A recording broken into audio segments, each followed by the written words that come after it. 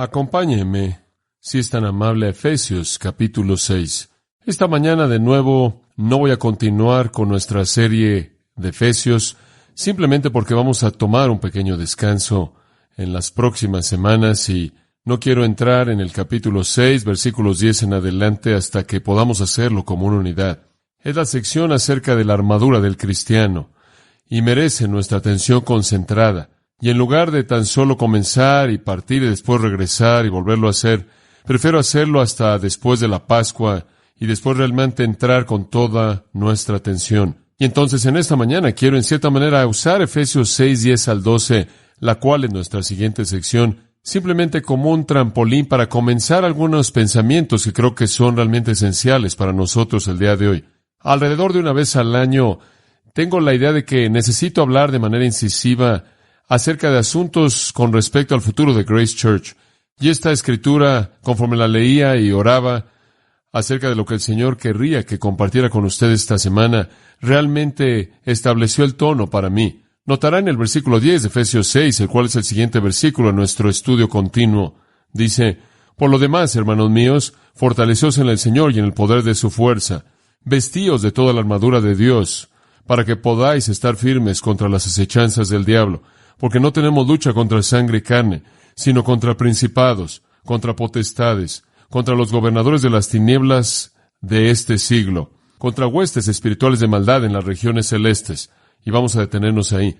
Y estaba leyendo y me decía a mí mismo, esa realmente es la manera de terminar el libro de Efesios, debido a que lo que el apóstol Pablo está diciendo es esto. Si usted es un verdadero cristiano, como se define en el capítulo 1, capítulo 2 y capítulo 3, y si está viviendo de la manera en la que un verdadero cristiano debe vivir, como se define en el capítulo 4, 5 y 6, entonces puede estar seguro de una cosa, y es que usted va a encontrarse con el enemigo. Es imposible vivir en la manera en la que Efesios bosqueja que lo hagamos sin tener conflicto con Satanás. Es imposible. Y esa es la razón por la que, habiendo dicho todo esto, él dice, lo último que necesitan saber es que necesitan ser fuertes, necesitan ponerse la armadura de Dios porque están en una batalla espiritual. Es una guerra. Me acuerdo cuando vine por primera vez a Grace Church, pensé que era una luna de miel. Y unos cuantos años después, pensé que no era una aventura como la que pensé. Era más como trabajo. Tenía que producir todos estos sermones, predicarlos el domingo, comenzar de nuevo el lunes, y debido a que no me había atrasado, yo le contaba todo lo que sabía y estaba corriendo como loco para mantenerme a flote, y era trabajo. Unos cuantos años atrás me desperté y me di cuenta de que no es una luna de miel y que no es trabajo. Es una guerra. Estamos en una batalla. Es una guerra, y eso es esencialmente lo que Pablo está diciendo aquí.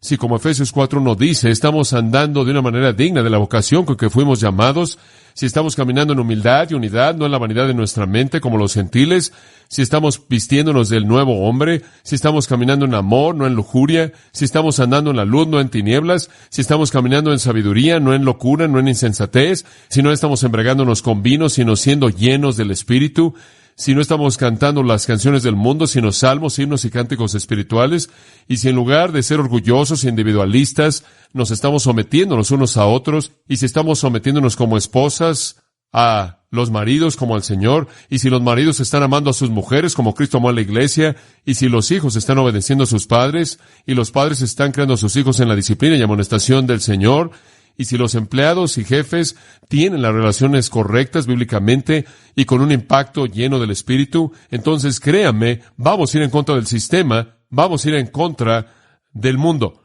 Y eso es exactamente lo que está pasando en nuestra sociedad. Recibí una llamada telefónica esta semana de la red CBS. Querían que yo viniera para que estuviera ahí una hora y debatiera a una feminista mujer de la Organización Nacional de las Mujeres. Estamos llegando a ser conocidos por todo el mundo, no siempre por las cosas que creemos, sino por las cosas que la gente cree que creemos.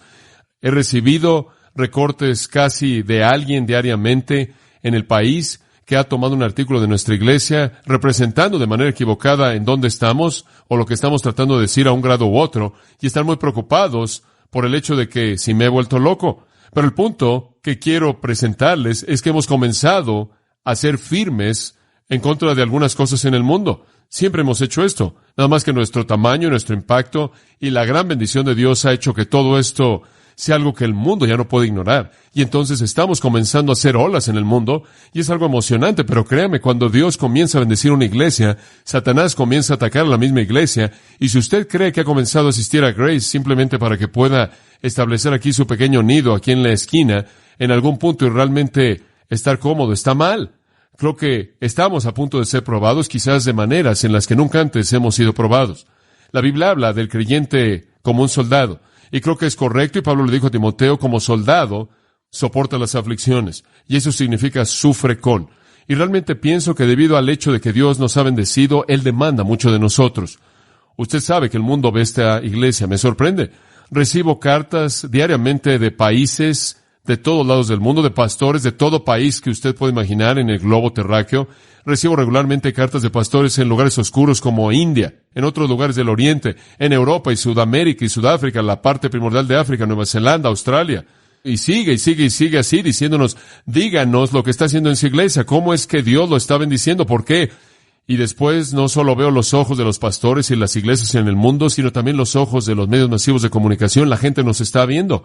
El mundo no regenerado viéndonos, y Dios está haciendo maravilloso, y confío y oro porque sea para su gloria. Pero cada vez que eso comienza a suceder, necesitamos ser advertidos. Pienso en el apóstol Pablo, la misma ciudad de Éfeso. Él llegó a Éfeso y cosas increíbles sucedieron. Él entró a esa ciudad y comenzó a predicar la palabra de Dios en la sinagoga, y algunos endurecieron sus corazones, dice en Hechos 19. Pero algunos creyeron, y los que creyeron le escucharon. Y él enseñó, pero finalmente los otros que eran tan antagonistas lo expulsaron de la sinagoga y se fue a la escuela de Tirano. Y durante 2 años él enseñó diariamente, probablemente de la 1 de la tarde a las 5 de la tarde, durante 2 años sólidos. Y dice que grandes cosas sucedieron.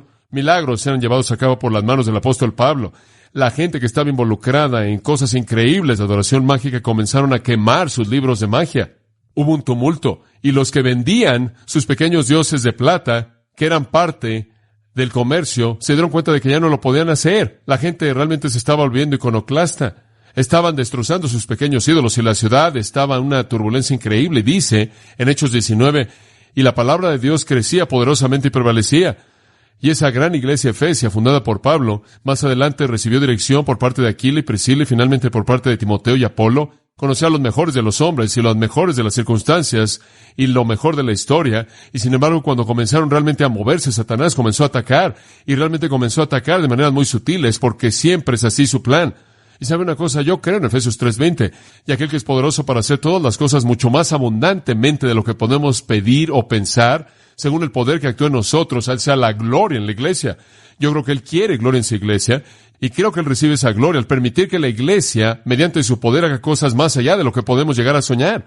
Y yo creo que Dios quiere hacer muchas cosas más allá de donde estamos ahora.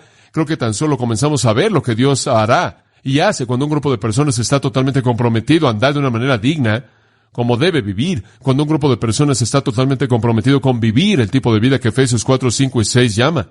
Pero tan pronto como eso comienza, Satanás se va a poner. Lo vemos a nuestro alrededor. Usted regresa al Antiguo Testamento, por ejemplo, y usted ve a Dios enviando un ángel en Daniel capítulo 10, y un demonio detiene a ese ángel para que el ángel no pueda hacer lo que Dios quiere que haga, y Dios tiene que despachar a un ángel mayor, un ángel más fuerte, para quitar ese demonio, y envía a un ángel en esa dirección. Usted encuentra a Judas 9 a Miguel, el arcángel, teniendo una batalla con Satanás, una lucha con Satanás por el cuerpo de Moisés. Satanás tratando de restringir a Miguel, de reclamar el cuerpo de Moisés para Dios.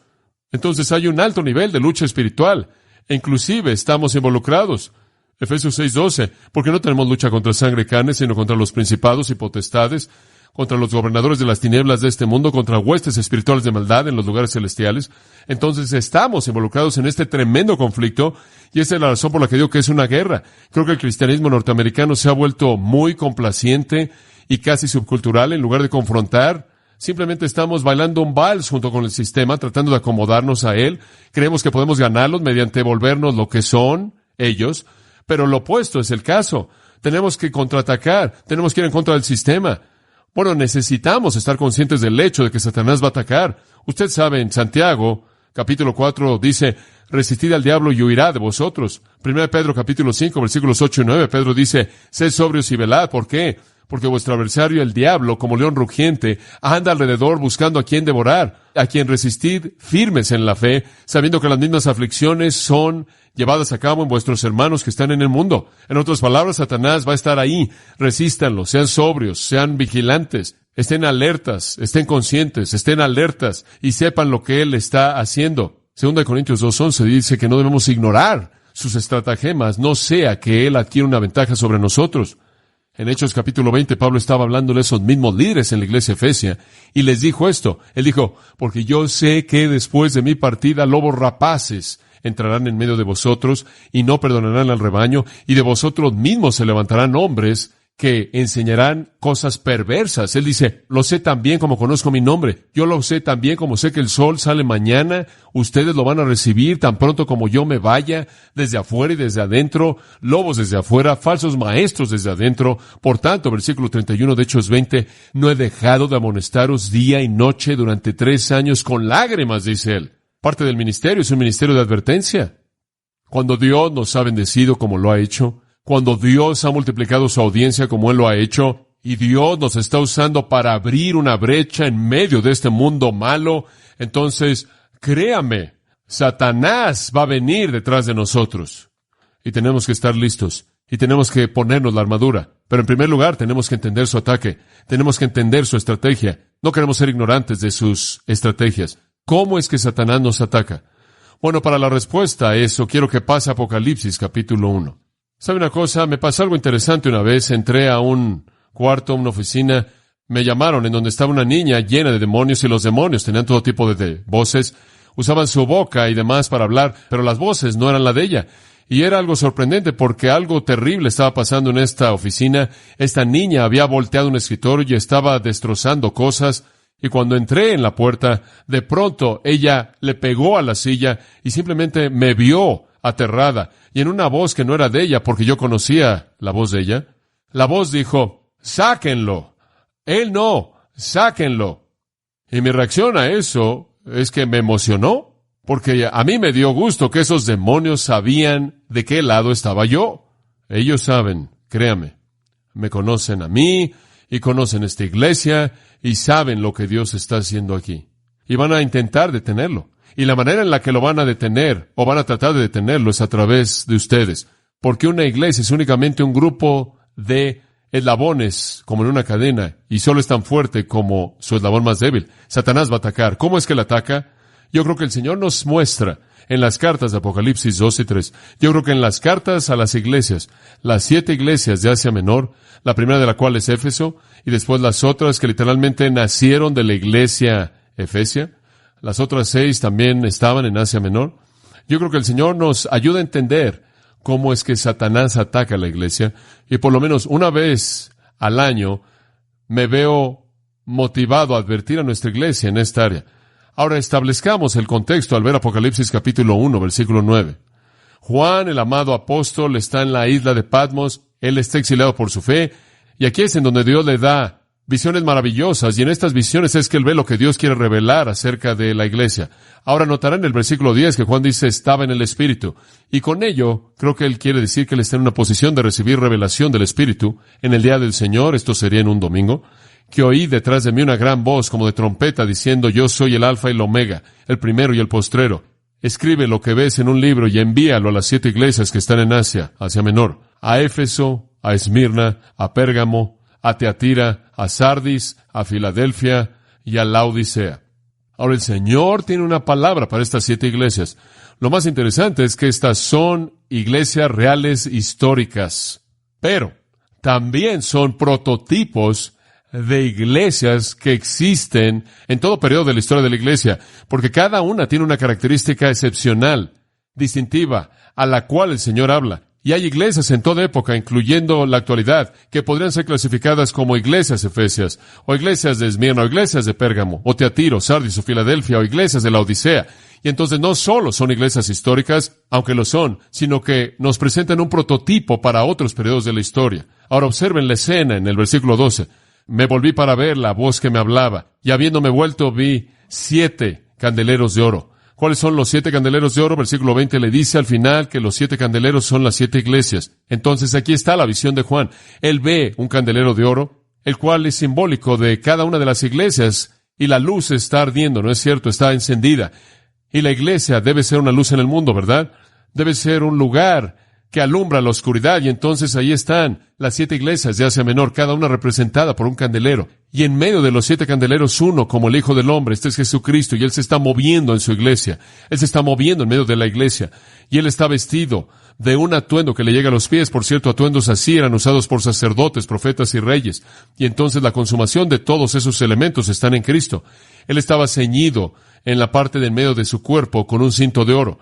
Su cabeza y su cabello eran blancos como la lana y blancos como la nieve, hablando de su santidad y su pureza. Y sus ojos eran como llama de fuego, escudriñando y penetrando. Entonces aquí el Señor, y lo vemos en su atuendo real, sacerdotal, profético, y lo vemos de blanco, de tal manera que simboliza pureza, y sus ojos después están escudriñando, penetrando, conforme él evaluó a la iglesia, y sus pies eran como bronce bruñido, como en un horno. ¿Por qué? Porque él tiene que juzgar a su iglesia algunas veces. Pedro inclusive lo dijo, el juicio debe comenzar en la casa de Dios. Y también vemos que su voz era como el sonido de muchas aguas, una gran voz de mandato, de autoridad. Él tenía en su mano derecha 7 estrellas. ¿Qué son? El versículo 20 le dice, las 7 estrellas en medio de la voz son los ángeles o los ministros de las 7 iglesias. Y entonces en su mano están los ministros, y él se mueve entre las iglesias, evaluando, escudriñando, penetrando, examinando las iglesias, preparándose para escribir las 7 cartas. Su evaluación está en el capítulo 1. El resultado está en el capítulo 2 y 3. Y entonces él comienza, Juan, con las cartas en el capítulo 2. ¿Y qué le dice el Señor a estas iglesias? Bueno, amados, permítame decirle, estas son cartas absolutamente increíbles. 7. 5 de ellas, escuche, son advertencias. A 2 de las iglesias no hay advertencia. A la iglesia en Esmirna y Filadelfia, aparentemente no necesitaba advertirle nada. La iglesia en Esmirna era la iglesia perseguida. La iglesia en Filadelfia era la iglesia evangelizadora agresiva que ganaba almas. Me parece que esas 2 cosas son preservadores maravillosos. Cuando una iglesia es perseguida, tiende a mantener su pureza, porque toda la impureza sale. Usted no sabe identificar cuando usted va a ser perseguido, a menos de que esté tomando las cosas en serio, ¿no es cierto? Entonces la persecución tiene una especie de efecto purificador, y así el evangelismo también, porque mientras que su corazón esté dirigido al mundo, y mientras que usted esté alcanzando de manera agresiva a los perdidos, usted tiende a ir hacia afuera en lugar de ir hacia adentro. Y la iglesia Filadelfia, la iglesia con la puerta abierta, era una iglesia bendecida, y la iglesia Esmirna, la iglesia que estaba recibiendo el fuego de la oposición, era una iglesia bendecida, pero las otras 5 necesitaban de manera profunda advertencias. Y hay una progresión en las 5 advertencias. Comienzan en lo que parece ser una situación muy, muy ligera, y se vuelve tan opresiva al grado que finalmente se vuelve apóstata, y una iglesia que ya no es iglesia en absoluto. Hay un elemento descendiente que hemos visto suceder en muchas iglesias a lo largo de la historia.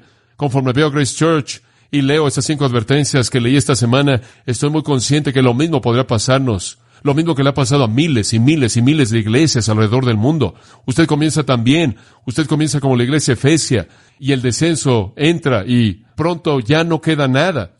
He estado en auditorios en este país que tienen capacidad para 4,000 personas.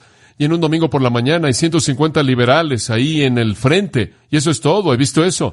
He visto a Dios escribiendo Icabod en muchas cosas y en muchas iglesias. Pero no quiero que eso pase. Estamos hablando de construir un balcón aquí. Acabamos de añadir 200 asientos en la parte de atrás porque la ciudad nos dio permiso.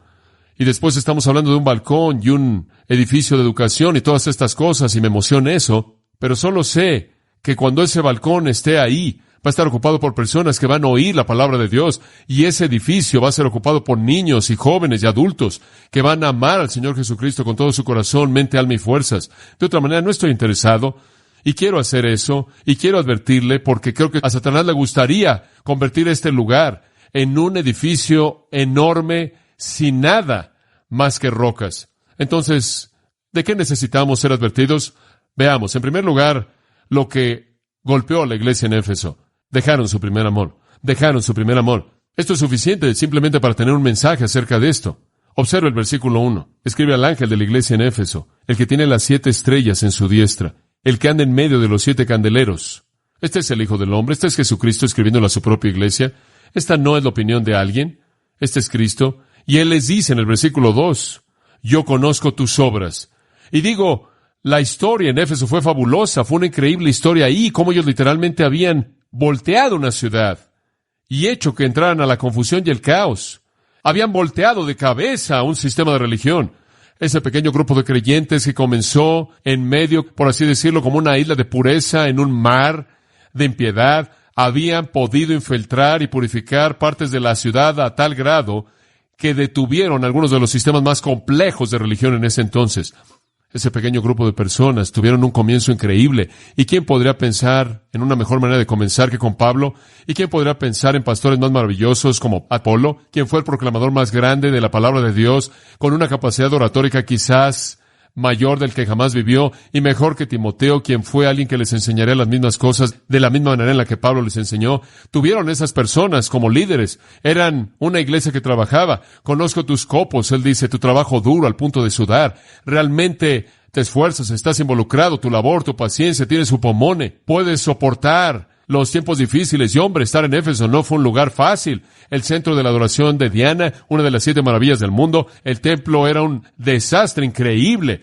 Habían multitudes de eunucos, miles de prostitutas, sacerdotisas, cantantes, flautistas, y seguían, simplemente creando una histeria de música y orgía y embriaguez y mutilación sexual y disipación, de tal manera que Heráclito dijo que la moralidad del pueblo de ese templo era menor que la de los animales. La predicación de Pablo había afectado todo eso al grado que las ventas de ídolos decrecieron. Y esto dio lugar a una manifestación. Era una iglesia tremenda. Tuvieron una perseverancia en medio de un lugar difícil, realmente duro.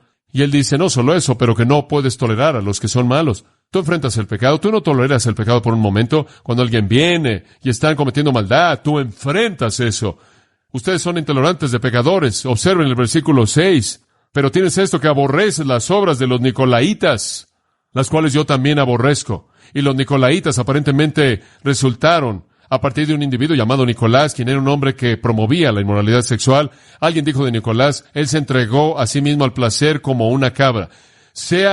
Fuera lo que fuera, y realmente no estamos seguros, parece haber venido de eso. Sabemos que tiene que ver con un tipo de conducta de lujuria inmoral, malo, de fornicación, y él dice, ustedes odian eso, ustedes tienen obras, están trabajando, son pacientes, no toleran el pecado. Y el versículo 2 dice, inclusive prueban a aquellos que dicen que son apóstoles y no lo son. En otras palabras, enfrentan a los falsos maestros, tienen un estándar bíblico, tienen una declaración de fe, tienen una teología y evalúan a los hombres con ella. Son sólidos doctrinalmente, están enfrentando el pecado, están trabajando duro. Hombre, se oye como una gran iglesia, dice en el versículo 3, repitiendo, han soportado cosas en el pasado y han salido bien y tienen paciencia y han perseverado por causa de mi nombre y han trabajado. Escuche, ese es el mayor motivo por lo que cualquier cristiano hace. Por mi causa. La gloria de Dios era su motivo, el motivo más elevado en todo el universo. Inclusive tuvieron el motivo correcto ustedes. Estaban sirviendo mi gloria, mi nombre, y laboraron y no desmayaron. ¡Qué gran iglesia! Doctrinalmente sólida, ocupados, desenmascarando a los falsos maestros, disciplinando a los que estaban pecando.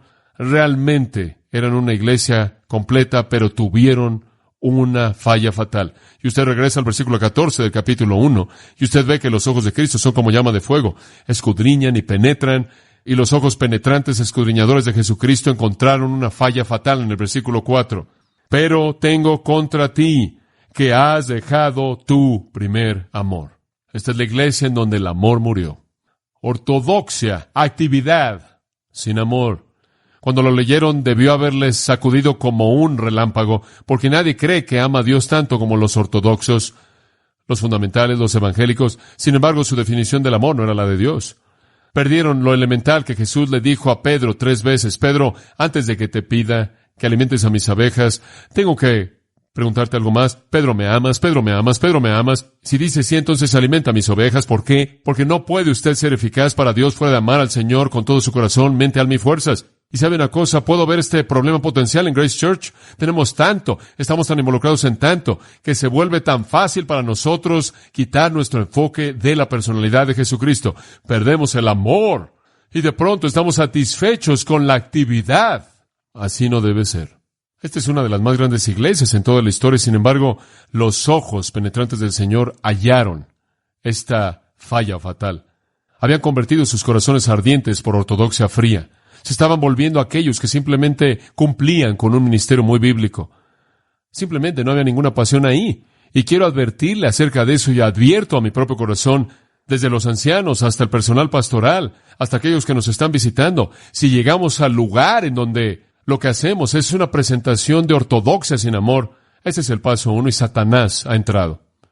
Y usted ni siquiera quiere saber cuál es el resto de los pasos, pero van a saberlo. Cuando usted llega al punto en el que la luna de miel termina y usted no hace lo que hace a partir de un amor abrumador hacia Jesucristo, usted está en problemas serios. Observe su propia vida. ¿Acaso el entusiasmo por Cristo está ahí o se ha ido la emoción?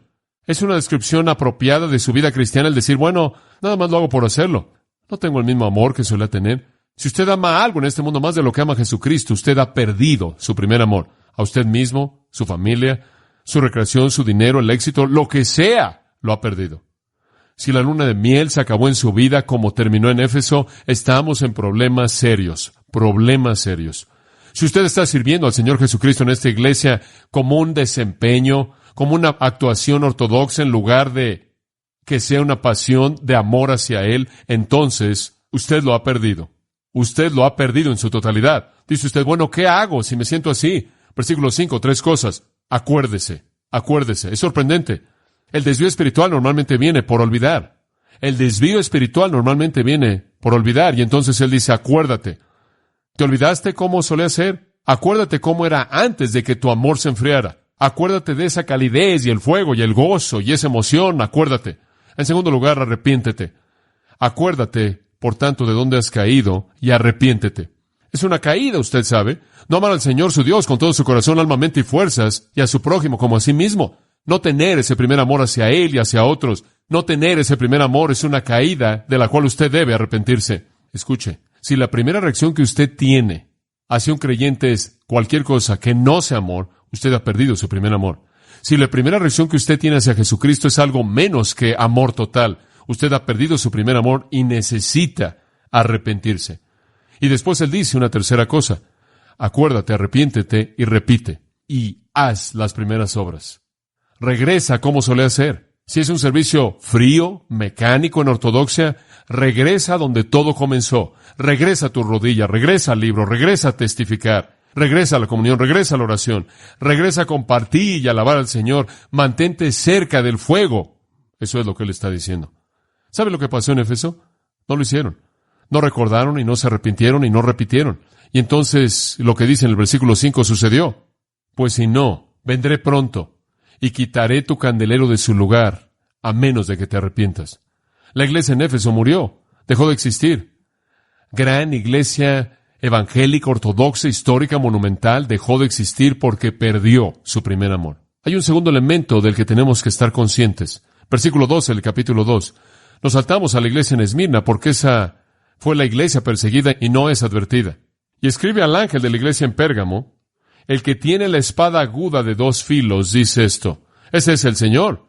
Y la espada es una espada de juicio que está saliendo de su boca, como en Apocalipsis 19, Hebreos capítulo 4. Y dice, yo conozco tus obras. Versículo 13. ¿Y dónde moras? ¿Dónde está el trono de Satanás? Pero retienes mi nombre, no has negado mi fe, ni aun en los días en que Antipas, mi testigo fiel, fue muerto entre vosotros, donde mora Satanás. Deténgase ahí. Él dice, Pérgamo, yo conozco todo acerca de ustedes. Mis ojos que todo lo escudriñan y lo buscan, revelan todas estas cosas. Yo conozco sus obras, yo sé que están involucrados, yo sé que están activos, yo sé que algo está pasando, y yo sé que ustedes están donde está el trono de Satanás. Ustedes están en un lugar difícil, y hombre, Pérgamo era una ciudad difícil. ¿Sabe usted que Pérgamo era el centro de la adoración al emperador, el centro de la adoración del César? ¿Sabe usted que era el centro de la adoración de Zeus, el gran dios? Algunos dicen el dios más grande de todo ese sistema de deidades, y que en la ciudad de Pérgamo habían construido un altar enorme a Zeus en forma de un trono, y entonces algunos creen que el trono de Satanás, como se menciona en el versículo 13, es una referencia al altar de Zeus, el altar más grande, más famoso en el mundo. Por otro lado, Pérgamo tenía su propio dios llamado Asclepio. Era el dios de Pérgamo quien estaba asociado con la curación, el dios de la curación. Siempre se ha asociado con las serpientes, y en Pérgamo tenían un templo y una escuela de medicina.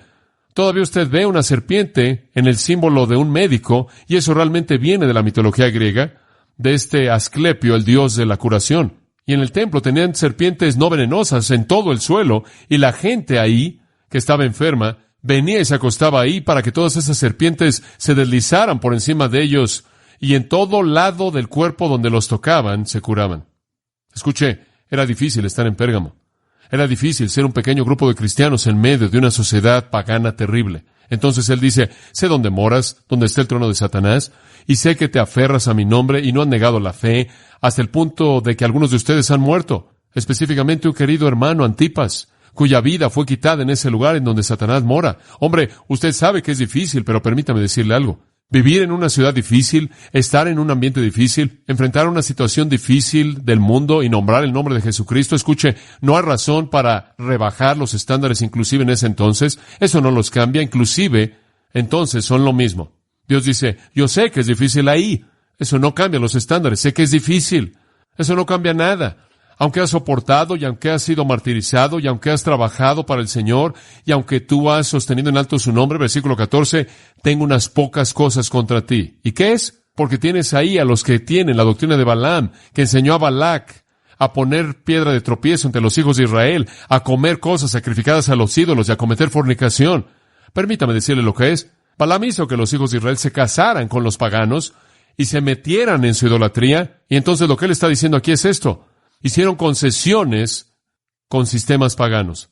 Y el problema en la iglesia de Pérgamo era que estaban haciendo concesiones con el mundo. Se estaban casando con el mundo. No sé si de hecho se estaban casando, si de hecho había cristianos casándose con no cristianos. Es muy probable que eso estaba pasando.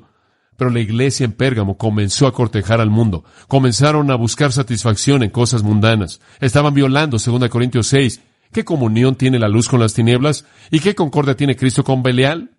Ellos debían salir de entre ellos y separarse y no tocar lo inmundo. Pero eran la iglesia mundana.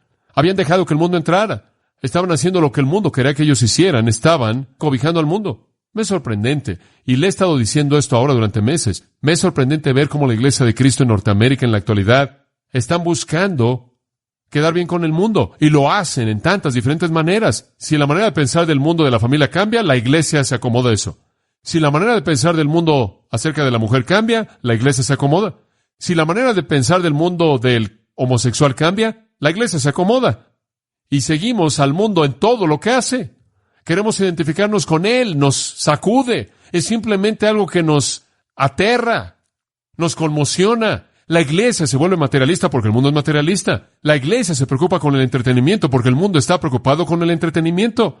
Y simplemente para darle una ilustración de eso, algo que estaba leyendo esta semana, ¿sabe usted que en los últimos 10 años, mientras que ha habido un incremento constante en el número de personas que han nacido de nuevo, ha habido un declive correspondiente constante en el número de miembros de iglesias?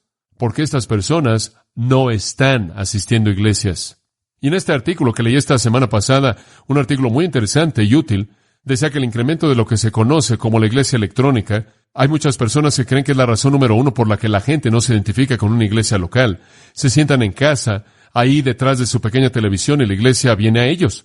No tienen que vestirse, no tienen que dejar la casa, todo es perfecto. Es otra parte, escuche esto, de la fantasía. ¿Sabe una cosa? La televisión es una fantasía y nuestro mundo quiere vivir en esa fantasía. Y usted va a casa y se sienta ahí y esa iglesia es una iglesia perfecta. Digo, la música es increíble, es increíble. Orquestas y personas con túnicas que vuelan por todos lados y grandes cantantes y el desfile sigue y las luces y los ángulos de la cámara y todo esto y el predicador está perfectamente en orden y él da su mensaje y ahí está la iglesia de fantasía y usted nunca se sienta al lado de alguien que no le cae bien y nunca nadie le habla para molestarlo y usted no tiene que encontrar un lugar donde estacionarse. Es glorioso.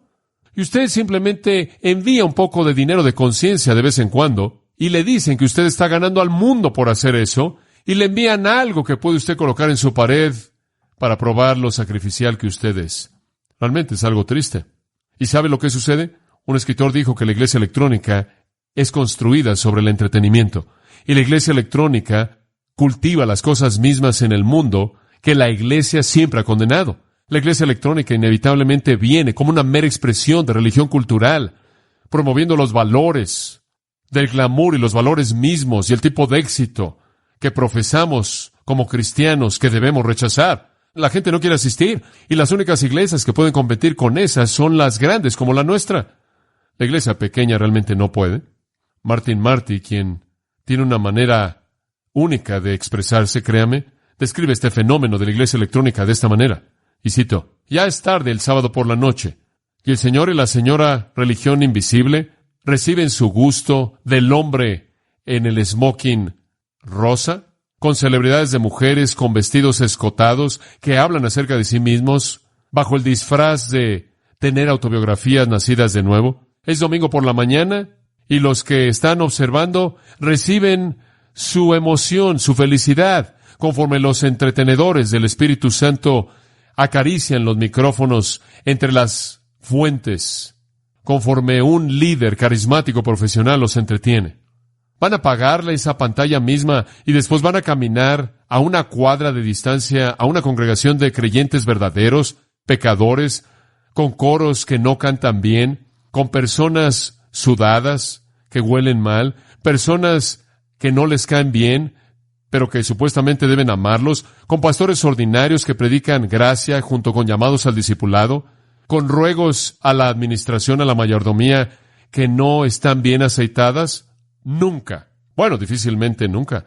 Debido a que la iglesia electrónica, usted me recuerda, por lo menos predica a Cristo y de esta manera puede hacer algún bien, que así sea, que sus miembros paguen por ella, pero que la iglesia se ponga al día con lo que está pasando y siga su camino sin distracción por las ofertas de gracia barata y el lenguaje de la cruz sin el llevar la cruz. Fin de la cita. Son cosas bastante directas. Vivamos en el mundo real. Por favor, este es el mundo real, en una iglesia real. La iglesia es tan autocomplaciente y está tan cómoda en sus concesiones con el mundo que cae presa de la fantasía. Y después en el versículo 15 dice, y tienes ahí a los que tienen la doctrina de los nicolaitas. ¿Qué pasó en Pérgamo? Pérgamo decidió que podía bailar un vals con el mundo. Pérgamo decidió que podía cortejar al mundo. Podían atraer al mundo un poco y hacer un poco de lo del mundo, a la manera del mundo, y permitir que algo de inmoralidad en el versículo 15 entrara, y estarían bien. Un anciano me dijo que 2 ancianos y sus esposas intercambiaron esposas en la iglesia, y que eso estaba en el pasado. Pensaron que no debían hacer nada por eso. Podría molestar a la congregación. La iglesia tolera el pecado y en cierta manera hace concesiones un poco. Oh, el mensaje es todavía el mismo, y predicamos a Cristo. Sin embargo, las concesiones comienzan a comerse a la iglesia como termitas en el cimiento, y entonces él dice en el versículo 16, arrepiéntete, no sea que yo venga a ti rápidamente y pelee contra ellos con la espada de mi boca. Escuche, ¿sabe cómo es que Satanás ataca una iglesia? En primer lugar, es muy sutil. Perdemos nuestro primer amor, y después de pronto comenzamos a hacer concesiones con el mundo, porque lo más fácil que lo va a llevar usted a las concesiones es una falta de amor hacia Dios. Si usted realmente ama a Dios y usted ama al Señor Jesucristo con todo su corazón, mente, alma y fuerzas, usted va a desear sobre cualquier otra cosa mantener su honra absoluta, ¿verdad? Y para hacer eso usted no puede hacer concesiones con el sistema. Pero tan pronto como usted comienza a enfriar su amor, entonces se vuelve más fácil caer en la trampa del sistema. Por cierto, si usted va a amar algo, y si no es Dios, va a terminar amando lo que está a su alrededor. Hay una tercera iglesia que quiero mencionarle, la iglesia en Teatira, versículo 18. Escribe al ángel de la iglesia en Teatira, y al ángel de la iglesia en Teatira escribe, estas cosas dice el Hijo de Dios, el que tiene los ojos como llama de fuego, y sus pies son como bronce bruñido. Él está escudriñando, penetrando y llegando en juicio, y esto se oye también. Yo conozco tus obras y tu amor y servicio y fe y tu paciencia y tus obras, y que los postreros son más que los primeros. Estás inclusive volviéndote mejor en esto. Ahora, aquí hay una iglesia que realmente está trabajando. Hombres están activos y realmente están esforzándose. Si la iglesia en Pérgamo se casó con el mundo, la iglesia en Teatira está celebrando sus aniversarios. Esta es la iglesia que tolera el pecado. Éfeso perdió su primer amor. Pérgamo hizo concesiones con el mundo. Teatira toleró el pecado. La puerta se abrió y el pecado está ahí. Versículo 20. A pesar de todas tus obras, todo tu amor y todo tu servicio, toda tu fe y paciencia y todo esto, a pesar de que todo inclusive está incrementándose, tengo unas cosas. Por cierto, eso no está en los manuscritos griegos. Esto tengo contra ti, porque tú permites que la mujer Jezabel, que se llama a sí misma profetisa, enseña y seduzca a mis siervos a cometer fornicación y a comer cosas sacrificadas a los ídolos. ¿Sabe lo que hizo esa iglesia? Tenían todas esas cosas buenas, amor y servicio y fe, pero dejaron que la iglesia se volviera una víctima de un falso maestro. Simplemente permitieron que el pecado entrara e hiciera lo que quisiera. Habían personas cometiendo fornicación. Sí, como la iglesia corintia, ¿no es cierto? Y por cierto, también dejaron de existir. Pero aquí llegó esta mujer y ella estaba seduciendo, involucrándolos en la adoración de ídolos del día. Y le he dicho esto antes, pero la idolatría de esas épocas de la historia involucraba actividad sexual. Y entonces estaban estas personas simplemente disfrutando, involucrándose en la inmundicia y la suciedad del mundo. ¿Y sabe una cosa? Hay más de eso que sucede en Grace Church de lo que jamás ha pasado en el pasado. Pero no vamos a tolerarlo más de lo que lo toleramos en el pasado. Es un día raro cuando usted tiene una pareja que viene a pedir consejería prematrimonial y usted les pregunta, ¿se han acostado? Y ellos dicen no. Y se está volviendo algo raro. ¿Es esto algo que les sorprende? Se está volviendo algo raro. Es un mundo muy vil y malo en el que vivimos y la gente es atraída al pecado y no están conscientes de lo que está pasando y no levantan sus defensas y andan en el espíritu. Pero le voy a decir una cosa, no vamos a tolerarlo de una manera diferente de lo que jamás lo hemos tolerado. Tenemos mucha más maldad a nuestro alrededor debido a la cantidad de gente, pero nuestra tolerancia para esto no es más existente de lo que jamás ha sido. Pero esta iglesia comenzó a permitirlo, y Dios inclusive fue paciente, versículo 21, y le he dado tiempo para que se arrepienta. Dios inclusive dio un poco de tiempo para el arrepentimiento. Ella no se ha arrepentido. Y después Él dice, he aquí, la echo en una cama. A ella le gustan tanto las camas que la voy a colocar en una. Ella quiere cometer fornicación, la voy a colocar en una situación de fornicación. Y el versículo 23 dice que será una cama de muerte. Voy a matar a sus hijos con muerte. Eso es lo que voy a hacer. Hayan sido quienes hayan sido las personas que escucharon a esta Jezabel, son designadas como sus hijos. Y Él dice, voy a matar a sus hijos con muerte. Va a ser una cama de muerte. Los voy a colocar en la cama, en una cama de muerte. Y las iglesias verán y dirán, yo soy el que escudriña las mentes y los corazones, y daré a cada uno según sus obras. Escuche, el Señor juzgará esta iglesia, amados. ¿No cree usted que puede ser un creyente y salirse y deshacerse de Dios en su disciplina? En absoluto. La cama de vicio va a ser intercambiada por una cama de muerte. Debido a que han cometido adulterio, versículo 22 dice, ¿por qué? Porque el creyente está casado con Cristo. Y estar jugando con los ídolos y la actividad sexual es una forma de adulterio. Y quiero decirle, le dice a la iglesia que tolera el pecado, más vale que te arrepientas, más vale que des la vuelta. Y si no te arrepientes, al final del versículo 22, te mataré con muerte. Ahora, para aquellos de ustedes que no están involucrados, en el versículo 24 Él dice, no voy a poner ninguna otra carga sobre ustedes, simplemente aférrense a lo que tienen hasta que yo llegue ahí. Pero aquellos que son malos, voy a traer un juicio. Aquí está la iglesia que tolera el pecado. Amados, hay tantas iglesias que hacen esto, simplemente no quieren enfrentar el pecado, simplemente no quieren confrontar a nadie. Dicen, ¿quieres decirme que disciplinas a la gente en tu iglesia? Lo hacemos, porque la Biblia dice que lo debemos hacer. O no queremos meternos en nada de eso, porque podríamos, y están tolerando el pecado, haciendo concesiones con el mundo. Y simplemente desciende. Usted comienza con una pérdida de amor, y después, poco después, cuando usted ya no ama al Señor, está dispuesto a hacer concesiones.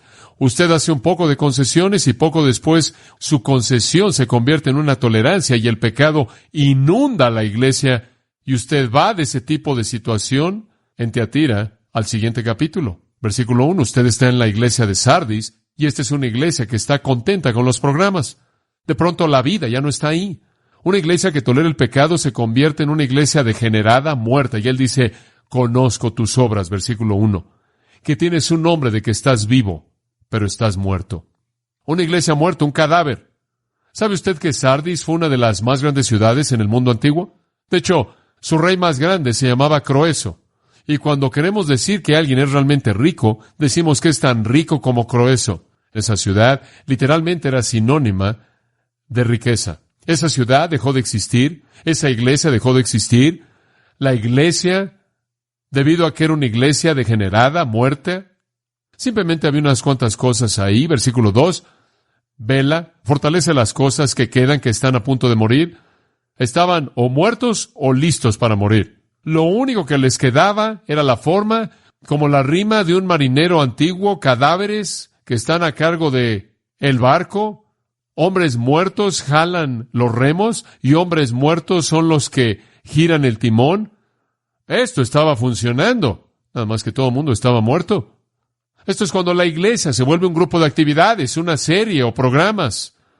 Usted tiene sus clases y tiene sus pequeños grupos y tiene sus actividades para los niños y para los jóvenes y para los adultos, y todo el mundo está muy ocupado. Y la flota está marchando y la gente está viniendo, nada más que no hay vida ahí. Dios no está ahí. Y Kabod está escrito, la gloria ha partido. Y la secuencia es fácil de ver. Usted pierde su primer amor, una pérdida de ese primer amor consumidor, apasionado, y usted comienza a hacer concesiones con el mundo. Usted hace concesiones con el mundo y el pecado entra. Y usted comienza a ceder al pecado y a tolerarlo. Y cuando el pecado se apodera de manera total de la iglesia, entonces la vida espiritual es sofocada. Y lo que usted tiene es una iglesia muerta. Como Sansón. Usted está moviéndose, nada más que no tiene nada de fortaleza. Usted es una víctima. Y entonces él dice en el versículo 3, acuérdate, por tanto, de lo que has recibido y oído, y aférrate y arrepiéntete. Si por lo tanto tú no velas, vendré sobre ti como ladrón en la noche, y no sabrás a qué hora vendré sobre ti. Oh, él dice, hay unos cuantos nombres en Sardis que no han contaminado sus atuendos, y van a caminar conmigo en blanco porque son dignos. Todavía había unos pocos. Esta iglesia apenas estaba sobreviviendo. Unas cuantas cosas que están muriendo y unas cuantas cosas que quedan. Comenzó en Éfeso, una iglesia tremenda. Comenzó a perder su primer amor. Y ahora hemos descendido. Unos cuantos quedan, y así es la espiral descendiente. Unos cuantos quedan, cuyas vestimentas son blancas, unos cuantos. ¿Sabe cuál es el siguiente paso? El siguiente paso en el descenso de la iglesia viene conforme Satanás ataca en su golpe final en el versículo 14 del capítulo 3, la iglesia de la Odisea. Nuestro Señor advierte a la iglesia que deja su primer amor, la iglesia que hace concesiones con el mundo, la iglesia que tolera el pecado, la iglesia que está satisfecha con sus formas y sus rituales y su organización y sus programas. Y finalmente, Él advierte a la iglesia que es la iglesia apóstata, la iglesia que ya no es iglesia en absoluto, la Odisea. Al ángel de la iglesia que está en la Odisea escribe, esto dice el amén, el fiel, el testigo verdadero, el principio de la creación de Dios. Yo conozco tus obras, que tú no eres ni frío ni caliente. Preferiría que fueras frío o caliente. Y lo que nuestro Señor quiere decir aquí es, frío quiere decir indiferente al Evangelio, no salvo y no interesado, simplemente ni siquiera preocupado. No hipócrita, no hay pretensión en absoluto, alguien no salvo, no se mueve, alguien que no está interesado. Preferiría que fueras así o que fueras caliente, un creyente salvo, redimido, pero no eres ni frío ni caliente, eres tibio y eso es lo peor de todo. Eso es jugar al cristianismo, esa es la hipocresía que le causa náuseas a Cristo y Él dice, porque eres tibio y ni eres frío ni caliente, te vomitaré de mi boca. Al frío, Él le predica a través de sus mensajeros. Al caliente, Él lo abraza en su seno. Al tibio, Él lo vomita de su boca. Son hipócritas, y esta es la iglesia hipócrita, la iglesia farsante, la iglesia que no es iglesia. Y este es el liberalismo en la actualidad. Esto es lo que tenemos en el mundo en la actualidad. Bajo la apariencia de cristianismo que niega la Biblia, niega la deidad de Jesucristo, niega todas las grandes verdades de la fe cristiana, y sin embargo dicen que son iglesias cristianas. Esta es la iglesia de los humanistas, y cuando usted les pregunta, cuéntame de tu iglesia, dicen lo que no es. Bueno, estamos viendo la palabra de Dios prevalecer. Estamos viendo a personas redimidas, estamos viendo a Dios tocando vidas. No, dicen, yo soy rico y tengo mucho. Y no tengo necesidad de nada. Obsérvanos. Somos exitosos. Tenemos una gran organización y tenemos mucho dinero. Son las iglesias enormes alrededor del mundo, grandes denominaciones, sistemas religiosos masivos que se encuentran en esta categoría. Tienen todo el dinero y toda la apariencia, pero son apóstatas y serán vomitados de la boca del Señor. Él les dice en el versículo 17, no sabes que eres miserable, pobre, ciego y desnudo. Te aconsejo que compres de mí oro probado en el fuego, para que seas rico, y atuendos blancos, para que seas vestido, y la vergüenza de tu desnudez sea cubierta, y unjas tus ojos, para que puedas ver. Para que puedas ver. Entonces Él realmente les está diciendo, no creo que te has evaluado de manera apropiada. Y Él dice, a tantos como yo fileo, a tantos como yo fileo, a tantos como yo busco en preocupación profunda, yo reprendo y castigo. Sé celoso, por tanto, y arrepiéntete. Ahora, ¿qué es de lo que ve que nuestro Señor Jesucristo nos advierte? La iglesia puede descender al foso de la apostasía. La iglesia en Éfeso dejó de existir porque perdió su primer amor, y después una iglesia de manera tan fácil se convierte en una iglesia que hace concesiones con el mundo. Y sabe una cosa, algunas veces me molesta que la gente no viene solamente a estudiar la palabra de Dios o solamente a orar. Tiene que entretener a la gente, usted sabe, y me siento así. Oh, tú sabes, si tuviéramos tan solo una presentación enorme, todo el mundo estaría aquí. Pero si decimos, vamos a estudiar la palabra de Dios, usted sabe, tenemos a los pocos fieles.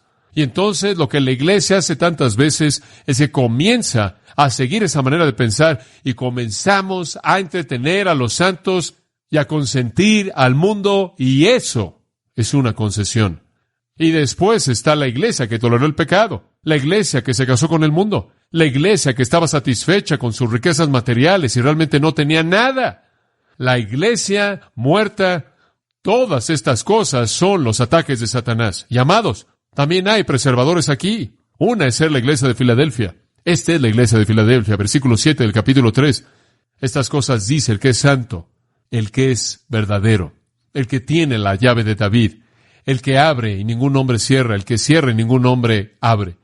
Yo conozco tus obras, he aquí, he puesto ante ti una puerta abierta y ningún hombre puede cerrarla.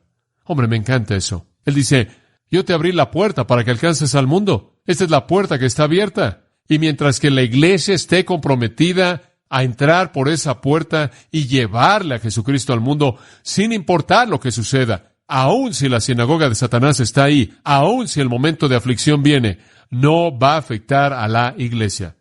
Escuchen, amados, el evangelismo es un preservador. Nos saca de nosotros mismos, nos ayuda a ir más allá de lo que tememos, crucifica el orgullo, y después está esa pequeña iglesia y al principio del capítulo 2, la iglesia de Esmirna. Yo conozco tus obras y tu tribulación y pobreza, una iglesia pobre, atribulada. Estaban siendo blasfemados, dice él, no temas. El diablo va a echar a algunos de ustedes en la cárcel, en la prisión, para que sean probados. Tendrás tribulación 10 días, pero sé fiel, y te daré una corona de vida. Amados, si vamos a confrontar al mundo y recibir lo que venga, y si vamos a ser agresivos para ganar a gente a Cristo, podemos estar de pie junto con Esmirna y Filadelfia y no caer en la trampa de esas otras 5 iglesias. Que Dios nos ayude a escuchar esta advertencia para saber cómo ataca Satanás. Oremos. Padre, sabemos que el juicio debe comenzar en la casa de Dios. Ayúdanos, Padre, a ser advertidos y estar conscientes. Señor, preserva esta iglesia para tu gloria únicamente, para que pueda ser un testimonio continuo de tu gracia. Hemos visto a tantas iglesias a nuestro alrededor morir, tantas que se desvanecen. Señor, ese no es nuestro deseo en absoluto. Eso no te trae gloria. Dios, ayúdanos a ser fieles, a mantener ese primer amor, a que nunca hagamos concesiones con el mundo, a que nunca toleremos el pecado, a que nunca sustituyamos la realidad con la forma y el programa y la función y la organización, a que nunca estemos llenos de aquellos que son farsantes tibios. Ayúdanos a ser reales. Lleva a cabo tu obra en medio de nosotros, conforme tú te mueves y ajustas esas lámparas, que la nuestra sea la que brilla, para tu gloria. En el nombre de Jesús. Amén. Usted ha escuchado a John MacArthur, maestro bíblico de Gracia a Vosotros. Para más información y acceso gratuito a todos los mensajes de John, así como una lista de libros incluyendo la Biblia de estudio, visite la página web en gracia.org. Gracia a Vosotros y el pastor John MacArthur se reservan toda protección y el derecho de autor bajo la ley que esté vigente. La información de derechos de autor está disponible en gracia.org, que incluye instrucciones para limitar la duplicación de este archivo digital. Gracia a Vosotros es una organización sin fines de lucro, dedicada a desarrollar recursos desde las enseñanzas del pastor John MacArthur, las cuales ofrecen la verdad de las Escrituras. Por otra parte, estimado oyente, su apoyo en oración y sus donaciones al ministerio nos ayudan a lograr este propósito para equipar a miles de personas de habla hispana. Si desea hacer una donación u ofrenda, puede hacerlo utilizando su tarjeta Visa, Mastercard, Discovery o American Express. Si vive en Estados Unidos o Puerto Rico, puede llamarnos al 1-866-5 Gracia. Esto es 1-866